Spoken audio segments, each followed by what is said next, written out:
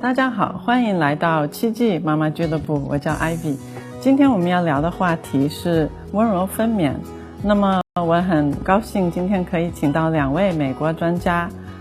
在我这边，这位是 Robin Wexler， 他是很优秀的一位分娩导乐师。然后这位是著名助产师 Barbara Harper。Barbara 呢，她也是水中分娩国际创办人以及温柔生产这本书的作者。我们欢迎2位。大家好。那么今天我们呢要聊的话题主要是跟这个剖腹产生产有关系。因为呢我知道就是在中国呢可能从90年代这个剖腹产率一直在上升。那么在中国呢，很多妈妈她们很害怕就是生产，可能现在呢我听到有的医院的剖腹产率已经达到70%-80%甚至90%多。你觉得 Robin 这个问题是为什么会这么高呢？确实我自己通过做分娩导乐师就会认识到很多的孕妈妈们。我自己的感觉就是很多人当怀孕的时候刚开始会特别的高兴，但是就是离预产期越近的时候就会开始有一点担心，那这个宝宝到底是怎么出来的，开始紧张。那我觉得主要的一个就是会怕疼，就是不知道自己是否能承受得了这个疼痛。再一个就是会感觉到就是要生宝宝有很多事情是自己预测不到的，就是不知道会怎么发生，不知道会怎么进展。所以我觉得主要的是因为会害怕，而导致很多人就是会选择做剖宫产。所以其实妈妈们她们可能有一个误解，她们觉得可能剖腹产是一种简单可能不痛的一种方法来生孩子，对吧？是。那我们也听一听 Barbara 她对这样子的一个问题怎么样解答。 Well, there's so many misconceptions around that, and one of the, I think, biggest misconceptions is that it's less painful.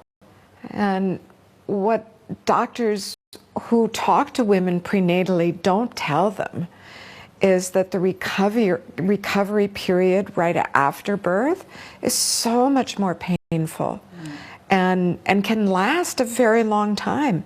And all that pain and discomfort interrupts their mothering, has an impact on their breastfeeding. And I'm not even going to go into the effects on the child right now, but believe me, there are great effects. There's in Sweden, when a woman says to her doctor, I don't want to give birth vaginally because I'm afraid, just go ahead and cut me open and take my baby. The doctor says, well, I understand that you have some hesitation and some fear, but here, I'm going to refer you to a psychiatrist because my job is to see that I keep you and your baby healthy, and a cesarean is not the way to do it. So go talk to the psychiatrist, find out why you're afraid to give birth, and then come back. And if you go through therapy and are truly still afraid, then we'll do a C-section. And that's why the C-section rate in Sweden is right around 15%. Wow, that's the goal of the World Health Organization. Yes. That's amazing. So a lot of birth happens up here. Birth definitely happens between your ears, not your legs. It's what you think. It's your cultural programming. It's what your mother told you and your girlfriends told you, and the lady that runs the corner store that you see every day when you buy your buns, and you believe everybody else, but you don't trust the person that made your body, and that's God.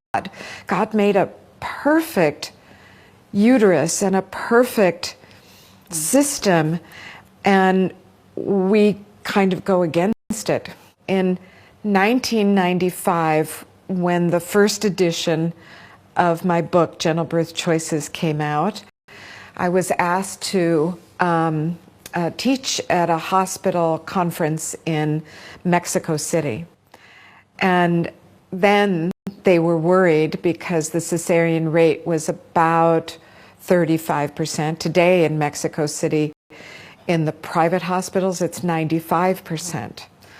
But even then, when the doctors said, well, the women come to us and ask us to have, you know, a cesarean, that they're too afraid, or they want to pick the date.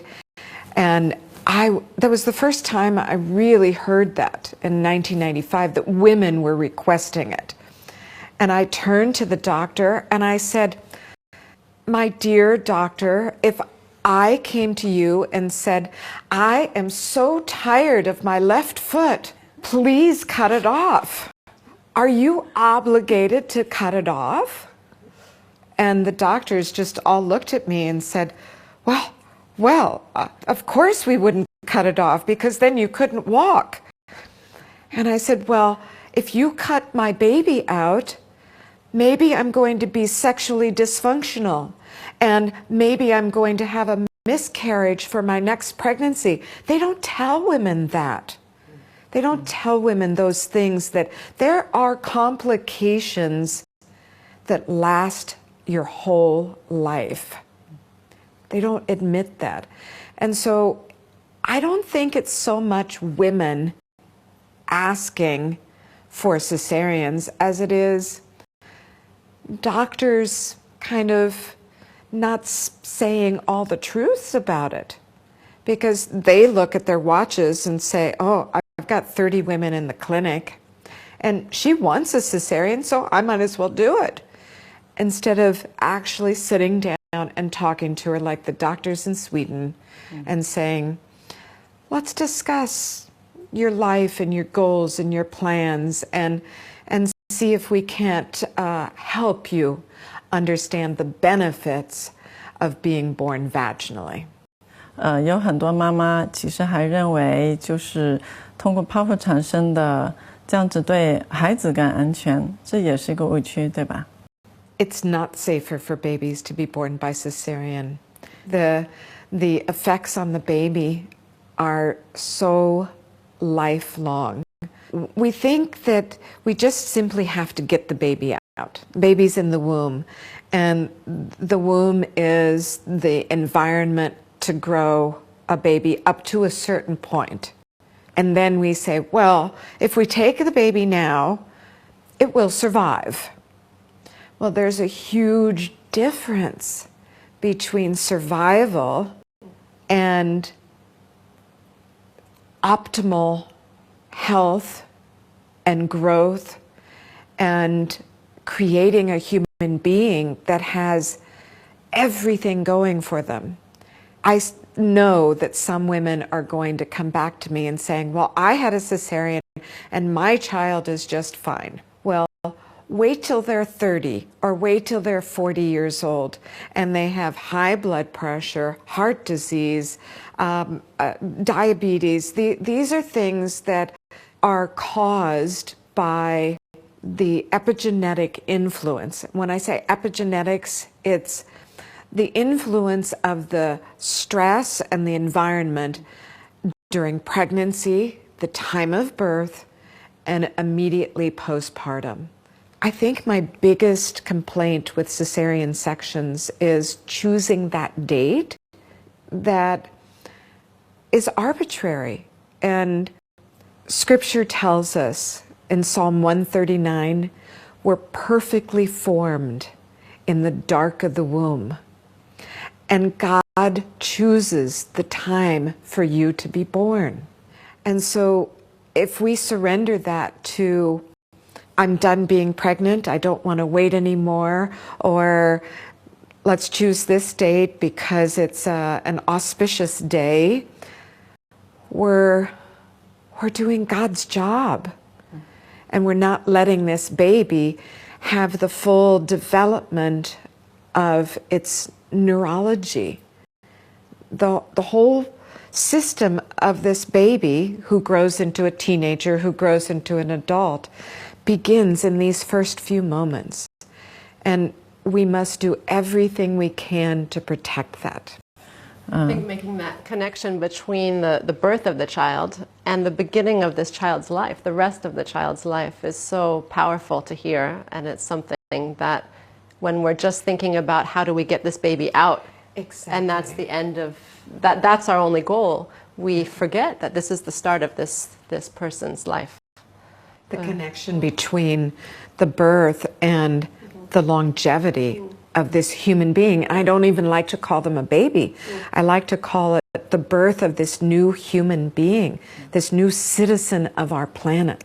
Barbara 老师的解释会让我就想起来，我们经常在我们就是想这个宝宝是怎么出来的时候，我们很容易去忘掉，其实这就是这个生命的，就是他刚刚开始，所以他的出生跟他这一辈子的健康，这一辈子的所有事情的连贯性是非常的重要。所以很多时候人想控制，其实神已经计划好的。那人控制了一些神计划好的，有可能就会有不好的结果。其实。You know who said it very well is the Chinese philosopher Lao Tzu. And I've read many, many books that he's written and that have been translated into English. And one phrase that he puts so beautifully is, nature is as good as it can be. Those who try to redesign it basically create chaos. And by saying that, you don't know what the ripple effect is. And yes, I remember sitting on an airplane discussing my work with a woman sitting next to me.